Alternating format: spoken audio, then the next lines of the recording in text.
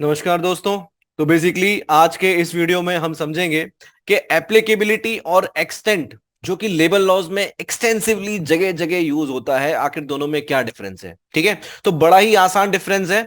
और समझने के लिए हम क्या करते हैं, इतने सारे लेबर लॉज की कहानियां हैं, उसमें से एक एक्ट की कहानी उठाते हैं और उसी के थ्रू देखते हैं कि आखिर दोनों में क्या डिफरेंस है। तो for this purpose let me start with payment of gratuity act 1970। तो हमारे सामने एक स्क्रीन है। इस स्क्रीन पर सबसे पहले एप्लीकेबिलिटी ने लैंड किया है और इसमें हमें पता चलता है कि पेमेंट ऑफ ग्रेच्युटी की जो स्कीम है वो एम्प्लॉयज पे एप्लीकेबल होगी जहां पे 10 और मोर एम्प्लॉयज होंगे। और कहां पर? इन पर्टिकुलर कंडीशन, इन पर्टिकुलर कहना चाहिए इस्टेब्लिशमेंट्स में या और भी जगहों पे, जैसे port, mine, oil field, railway company, factories, plantation and shop and other establishment. यानी कि साफ साफ हो गया कि कोई भी शॉप और एस्टेब्लिशमेंट है, अगर 10 से ज्यादा उसमें लोग हैं तो payment of gratuity act applicable हो जाएगा। अगला लाइन में हमें देखने को मिलता है एक्सटेंट, और एक्सटेंट कहता है होल ऑफ इंडिया। ठीक है, अब दोनों में क्या डिफरेंस है समझने के लिए एक बहुत ही आसान तरीका है, इस आसान तरीके को याद रखिएगा।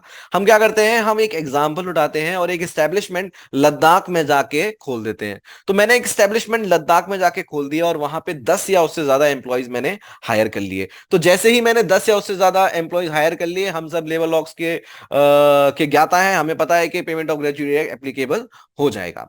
अब मैंने क्या किया, मैंने एक एस्टेब्लिशमेंट को खिसकाना शुरू किया और धीरे धीरे धीरे धीरे मैं उसको इंडिया और चाइना के बॉर्डर पे ले गया। अब जैसे ही मैं बॉर्डर पे ले गया, मुझे पता चला कि भाई ठीक है, अब मैंने देखा क्या ये इंडिया में है या ये चाइना में है, तो ये इंडिया में था। तो इंडिया में था तो बात वही है, चाहे बॉर्डर पे रख लो, चाहे बीच में रख लो, चाहे मध्य प्रदेश में रख लो, चाहे केरला में रख लो। अगर इंडिया में है तो 10 से ज्यादा अगर हो गया तो स्टेब्लिशमेंट है।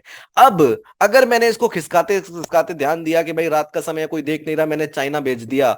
जैसे ही वो चाइना गया, तो अब आप लोग मुझे बताइए, क्या ये एक्ट एप्लीकेबल होगा? आप लोग अपने कॉमन सेंस से बताइए। हम सभी का आंसर एक है, ये एक्ट अब एप्लीकेबल नहीं होगा क्योंकि ये अब चाइना में आ गया।